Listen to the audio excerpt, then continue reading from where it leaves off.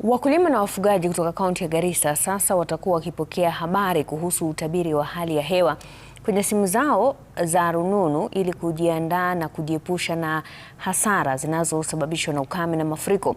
Kwenye uzinduzi wa awamu ya pili ya mradi wa Wiser Kenya mjini Garissa, mratibu wa mradi huo amesema kuwa ushirikiano na idara husika pia utaangazia maeneo ya malisho kwa mifugo na lishe bora kwa watoto. Aidha, mradi huu unalenga kuhamasisha wafugaji kuhusu umuhimu wa kuhifadhi chakula cha mifugo kwa matumizi wakati wa kiangazi.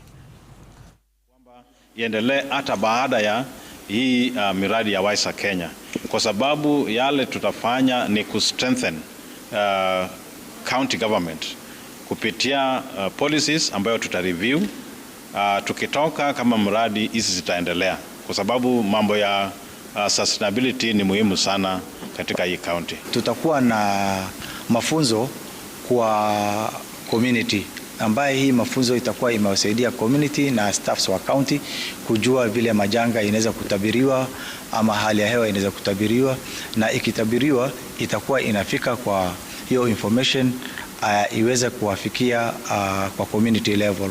So tutakuwa na hubs ambazo tutakuwa tunasaidia pia na community.